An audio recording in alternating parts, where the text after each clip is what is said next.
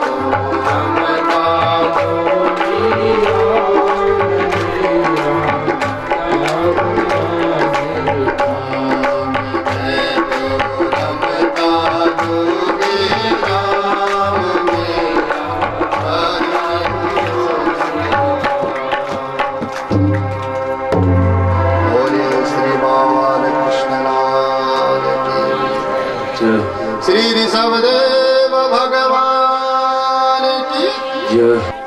भगवान की रमणीय प्राकृतिक सौंदर्यता का आनंद आप लोग यहाँ पर बैठ करके ले रहे हैं। और कथा का स्थल ऐसे ही होना चाहिए जहाँ शांति हो, हल्ला गुल्ला ज्यादा ना हो। ऐसे शांत वातावरण में भगवान की गाथा गाने का शुभ अवसर मिल जाए तो अच्छा है।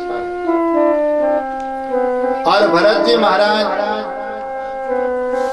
बड़े हो गए। एक दिन विचार आया कि मेरे पिताजी तो इतने बड़े भगवत वेत्ता हैं, भगवान के भजन करते करते उन्होंने अपने शरीर का त्याग दिया और मैं कहाँ यहाँ संसार के कार्यों में लगा हुआ हूँ। मुझे भी घर छोड़ देना चाहिए, भगवान का भजन करना चाहिए। भाइयों को राज्य कार्यभार सौंप करके ये जंगल की ओर चल दिए सज्जनों। वहां भजन करने लगे। भजन करते करते कई वर्ष व्यतीत हो गए। समय उपस्थित हुआ, कुछ कर्म ऐसा उदय हुआ कि एक हिरनी शेर ने पीछे से दहाड़ लगाई। शेर के डर के मारे नदी पार करना चाह रही थी और गर्भ द्वार से इसका गर्भस्थ शिशु बाहर निकला। हिरनी का तो पता नहीं चला, वह शिशु बहने लगा और भरत जी ने देखा वो ये छोटा सा शिशु और ठंडी से जकड़ रहा है। दया आ गई, दया आई, अच्छा था। उस दया आकर के बच्चे को उठा लिया, गोदी में ले आए। अरे ये इसको ऐसे ही रखूंगा तो ये मर जाएगा। अपने घर लाए, घर ला करके उन्होंने इस शिशु को एक बोरे में लपेट दिया और वहीं अग्नि जलाई। अग्नि जला करके इसको सेक देने लगे। धीरे धीरे यह हिरण का बच्चा बड़ा हुआ और भरत जी महाराज की इसमें आसक्ति बढ़ने लगी।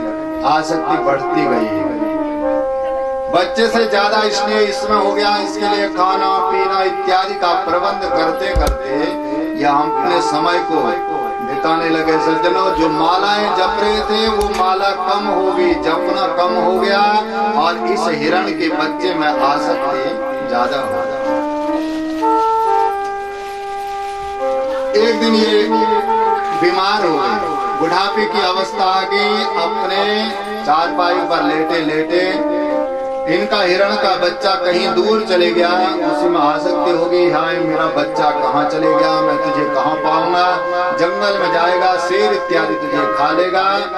इस चिंतन करते करते इनके प्राण पखेरु उड़ गए सज्जनों। अंतिम समय में हिरण की याद रही तो अगला जन्म भी हिरण का ही बना सज्जन।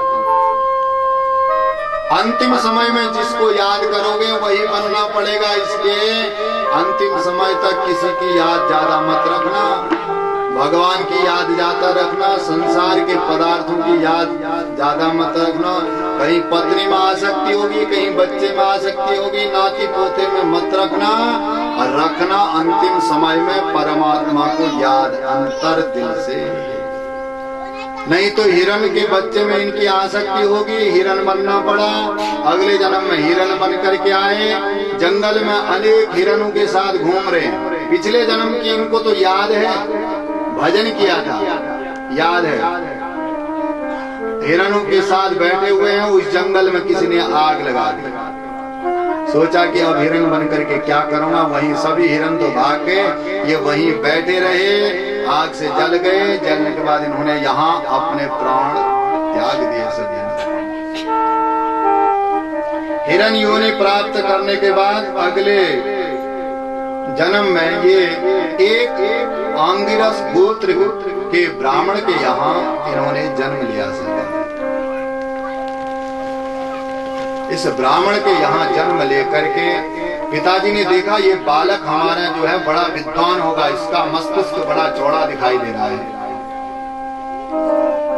पिताजी जब पंडिताई करने के बेटे से कहा, बेटा ऐसा है, ये गायत्री मंत्र है, इस गायत्री मंत्र को याद कर लेना। जड़भरत जी महाराज ने सोचा कि यदि आज मैंने गायत्री मंत्र याद करके पिताजी को सुना दिया तो कल को पिताजी फिर दूसरा मंत्र मुझे देंगे, परसों को फिर दुर्गा अष्टाध्याय देंगे, रुद्राष्टाध्याय, फिर दुर्गा सप्तशती, फिर विष्णु सहस्त्रनाम, सारे पाठों को करने के बाद अंतिम में कहेंगे कि जा बेटा श्राद्ध करके आ जा, किसी का नामकरण करके आ जा। तो विचार करके इन्होंने कुछ भी पिताजी को नहीं सुनाया। पिताजी ने कहा सुनाओ, 10 दिन हो गए अब तक इन्होंने गायत्री मंत्र भी याद ना किया। पिताजी को क्रोध आया तो इनका नाम भरत से जड़ भरत रख दिया, तेरी बुद्धि में कुछ नहीं घुसने वाला, तो ऐसा ही है। जब तक पिताजी थे तब तक तो आनंद के साथ घर में जीवन यात्रा चल रही थी। अब भैया भाभियों का समय आ गया, भाभियां इससे परेशान रहने लगी कि घर में पड़ा हुआ है बड़ा मोटा ताजा बन करके, हमारे पतिदेव को देखो 1.5 हड्डियां के हो गए हैं और ये मोटा ताजा हो गया है। पतियों से कहा कि तुम्हारा भाई कुछ काम नहीं करता, इससे भी कुछ काम कराओ। आज भाई से कहा कि ऐसा करो तुम भी कुछ काम क्या करो। बोलो क्या करें? बोले खेत में चले जाओ, खेत का काम करो। खेत में क्या काम कर रहे हैं? बोले खेत में खुदाई करो। इन्होंने खुदाई ऐसी की कि एक ही जगह पर बहुत बड़ा गड्ढा खोद दिया। भाइयों ने कहा इसमें तुझे थोड़े न डालना है, खेत खोदने के लिए कहा हुआ है, तेरे बस का नहीं है खेत खोदना भी। फिर क्या करना है? बोले यहीं पर बैठ जा, झोपड़ी बनी हुई है और जितनी भी चिड़िया यहाँ दाना चुगने के लिए आए गेहूं के, तो उनको भगा दिया कर। ठीक है भैया, ऐसा ही कर लेंगे। अब तो और भी अच्छा है, यहीं 2 टिक्कड़ खाने मिल जाएंगे, यहीं बैठे रहेंगे। समय व्यतीत जैसा हो, प्रभु इच्छा में जिसको राजी है और वो प्रभु की इच्छा के बगैर बाहर जाता ही नहीं है, उसी की इच्छा में तन्मय और आनंदित रहता है। दिन व्यतीत हुए, 2-4 दिन के बाद भैया भाभी आए, खेत में देखा तो सारी चिड़िया दाना चुंग रही हैं, ये भगा नहीं रहे। इन्होंने सोच लिया कि मैं इन चिड़ियों को क्यों भगाऊं, क्योंकि ये खेत मेरा नहीं, ये दाना मेरा नहीं, इसमें लगने वाला जो फल है वो है मेरा नहीं, सब ब्रह्म ही है। जब सब जगह ब्रह्म ही है तो मैं इनको क्यों भगाऊं, मेरा तो कुछ भी नहीं है। तो सज्जनों, वही स्थिति हमारी है, जिसको हम अपना मान बैठे हैं कि यह मेरा है, यह हमारा है नहीं, यह हमारी मूर्खता है। जिस प्रकार से हम कहते हैं चीनी मीठी है, चीनी मीठी नहीं है, ब्रह्म मीठा है। चीनी कहाँ से आई? गन्ने से आया। और वो गन्ना कहाँ हुआ? पृथ्वी में हुआ। और उससे जो तैयार होने वाली वस्तु है अंतिम में जाकर के वह परमात्मा से ही संबंधित है, अन्यथा और कुछ नहीं है। सब कुछ ब्रह्म ही है। उस ब्रह्म को ही जान करके ब्रह्म का ही चिंतन करना जीवन के लिए सर्वोपरि है, दूसरी वस्तु नहीं। जड़ भरत जी यही विचार कर रहे हैं कि ये सब कुछ ब्रह्म ही है, परमात्मा का ही है, तो मेरा कुछ भी नहीं है। मैं इन चिड़ियों को क्यों भगाऊं, मैं क्यों दोष लूं? छोड़ दिया। भैया भाभी आए, भैया भाभियों ने डांट करके कहा, अरे जड़ भरत तुझे दिखता नहीं है, तू तो बिल्कुल जड़ है।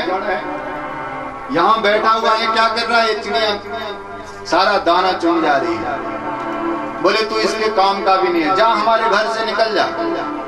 अब तो और भी प्रसन्न हुए, प्रभु तेरी लीला बड़ी विचित्र है।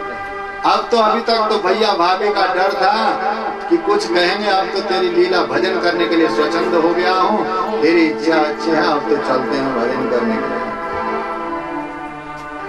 मस्त हो गए, महात्मा है, आनंदित है। मैं तो रमता जोगी राम